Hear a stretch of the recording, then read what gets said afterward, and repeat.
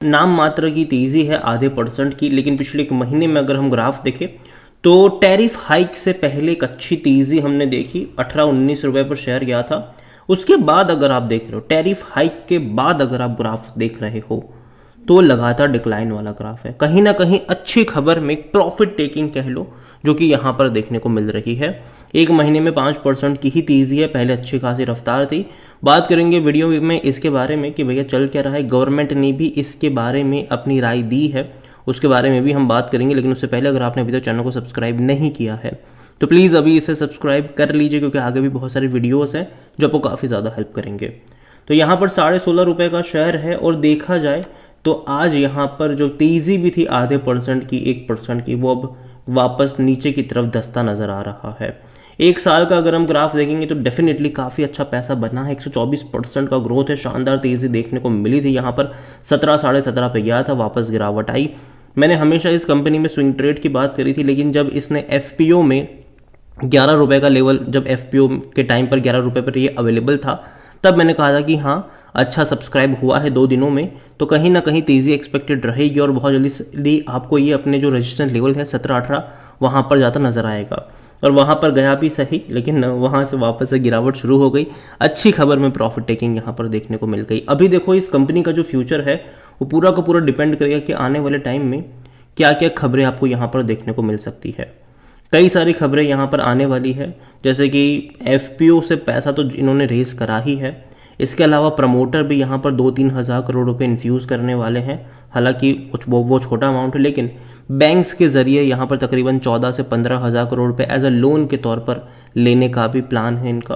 और सबसे बड़ी जो इम्पोर्टेंट अपडेट रहेगी फ्यूचर में इसको लेकर, वो ये है कि इन्होंने वापस से सुप्रीम कोर्ट में पिटीशन दाखिल करी है अपने AGR ड्यूज़ को लेकर। और वाकई में अगर इनकी जो पिटीशन है वो एक्सेप्ट होती है और इवन इनके फैसला इनके फेवर में अगर आता है, तो कहीं ना कहीं 40% तक का डेट वहाँ से रिड्यूस हो सकता है। तो ये कुछ पॉसिबिलिटीज़ है और ये खबरें हैं जो इनमें जोश भर सकती है। आगे मैं कह रहा हूँ, खबरें अगर इस तरीके से आती है तो, अगर नहीं आती है तो वही होगा जो हर बार होता है। यहाँ पर जो टैरिफ हाइक बढ़े हैं उसको लेकर काफ़ी ज़्यादा आउटरीच भी देखने को मिला लोगों में, और उसको लेकर गवर्नमेंट ने यहाँ पर मतलब जो अपनी तरफ से साइड क्लियर करी है, उन्होंने जो भी मिसलीडिंग क्लेम्स है कि भैया गवर्नमेंट जो जियो है, एयरटेल है, वोडाफोन को भैया टैरिफ बढ़ाने दे रहा है, कोई इनके खिलाफ रेगुलेशन नहीं है, तो उसके खिलाफ गवर्नमेंट ने बोला है कि all 3 telecom player recently increase, जो इन्होंने प्राइस बढ़ाए हैं जो प्रीपेड और पोस्टपेड के, उसको लेकर। तो इन official press release the regulated body said that the 3 private sector player and 1 public sector player in currently mobile service market. एक तो जो पब्लिक है वो BSNL है यहाँ पर, ठीक है। और यहाँ पर उनका ये कहना है कि ये तीनों कंपनियां काम करती है, ऑपरेट करती है through the market forces and demand and supply. The rate of telecommunication service the release said that are decided by the market forces within the regulatory framework notify the independent regulator। जो try को ये लोग inform करते हैं, लेकिन market force के ऊपर ही decide होता है। The government does not intervene in the free market decision as the functionality is under the domain of TRAI। उन्होंने कहा कि देखो गवर्नमेंट यहाँ पर कोई इंटरवीन नहीं कर सकती, ठीक है। Any change in the tariff of mobile service is notify, जो देखो ट्राई को ये नोटिफाई करते हैं, लेकिन कंपनियों के ऊपर डिसीजन होता है कि भैया उनको कितने बढ़ाने हैं, क्या बढ़ाने हैं। यहाँ पर ये भी बताया गया है कि देखो इन्होंने ये जो प्राइजेस बढ़ाए हैं वो जो 5G रोल आउट करने को लेकर है, उसको लेकर है, क्योंकि उनके लिए पैसा चाहिए उनको, ठीक है। तो वो चीज़ें भी है यहाँ पर। तो गवर्नमेंट ने बोला कि भैया हमारे ऊपर कुछ भी नहीं है, वो उनके ऊपर है, सीधी सी बात है। और कंपनी को लेकर एक एनालिस्ट है LKP सिक्योरिटीज़ के, रूपक दे, उनका कहना है कि वोडाफोन आइडिया में अभी अगर आप देखो तो एक फॉर्मिंग पैटर्न बन रहा है वीकली चार्ट पे।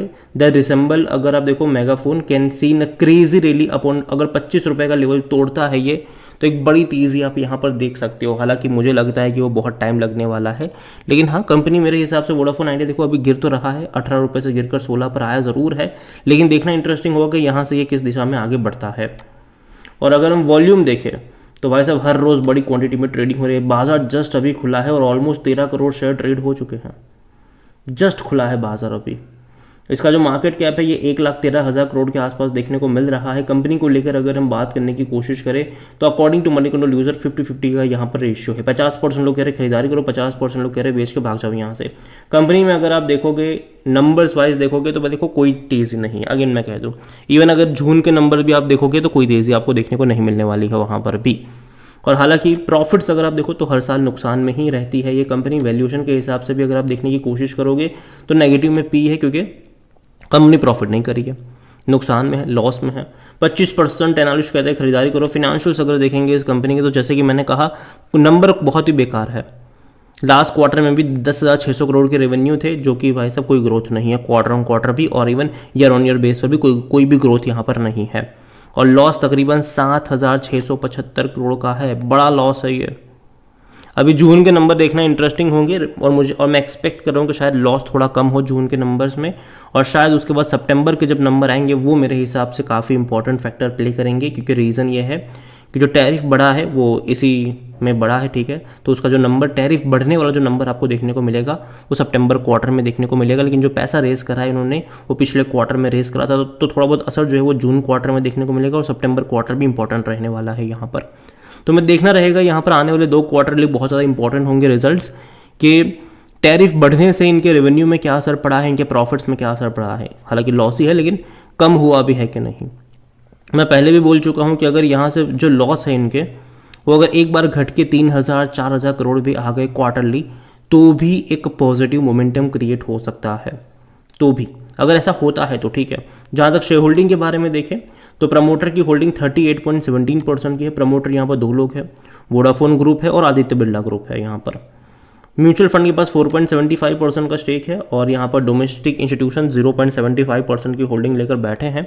एफआईएल्स 12.13% की होल्डिंग पर है, और काफ़ी बड़ी क्वांटिटी में खरीदारी भी करी है इन्होंने अप्रैल और मई में जो एफपीओ आया था वहाँ पर। जहाँ तक रिटेल इन्वेस्टर की बात करी है तो उनके पास होल्डिंग जो है वो 6.20% की है। अदर पार्टीज़ 38% पर है, और ये जो अदर पार्टीज़ है उसमें गवर्नमेंट की होल्डिंग तकरीबन 33 से 34% की है। और देखो गवर्नमेंट ने यहाँ पर जो होल्डिंग ली थी वो मजबूरी में ही ली थी, ऐसा नहीं कि भैया गवर्नमेंट को कंपनी पसंद आई तो खरीदारी कर ली, ऐसा नहीं है। मजबूरी में ली थी क्योंकि एजीआर ड्यूज़ का 16,000 करोड़ रुपए चुकाना था वोडाफोन आइडिया को। पैसा था नहीं वोडाफोन आइडिया के पास, तो बोला कि भैया देखो है तो नहीं हमारे पास, 10 रुपये के भाव पर इक्विटी ले लो आप। और गवर्नमेंट ने एक्सेप्ट भी करा इसको। लेकिन उसके बाद जो गवर्नमेंट है उसने लगातार इसको पुश भी करा कि देखो पैसा रेस करो, क्योंकि हर बार हम इक्विटी एक्सेप्ट नहीं करेंगे। तो एफपीओ का नतीजा है कि पैसा रेज करा है इन्होंने। अभी बैंक से भी लोन को लेकर चर्चा हो रही है, देखते हैं क्या आउटकम निकल कर आता है। लेकिन ओवरऑल मैं अभी इतना ही कहूँगा कि अगर आप ग्राफ इसका ऑब्जर्व कर रहे हो तो नीचे की तरफ आ तो रहा है ये, लेकिन फिर भी मुझे लगता है कि वापस तेज़ी यहाँ पर देखने को मिलेगी। लेकिन हाँ, खबरों के ऊपर डिपेंड करेगा। अच्छी खबर आ गई दौड़ देगा ये वापस से, तो खबरों के ऊपर डिपेंड करने वाला है कि ये कहाँ पर जाएगा। और यही वजह है कि मैंने पहले भी कहा था कि 17-18 रुपये का लेवल इंपॉर्टेंट होगा। वो एक रेजिस्टेंस वाला लेवल है, उसको सक्सेसफुली ब्रीच कर पाता है कि नहीं। और हालांकि ब्रीच करा था इसने, लेकिन जैसे ही टैरिफ की खबर आई वहाँ से प्रॉफिट टेकिंग हमें देखने को मिल गई। और अभी मुझे लगता है कि नीचे के लेवल पर यहाँ पर बाइंग इंटरेस्ट जनरेट हो सकता है 14-15 रुपये के आसपास। अगेन ये मेरा पर्सनल ओपिनियन है, कोई भी इन्वेस्टमेंट एडवाइस नहीं है ये।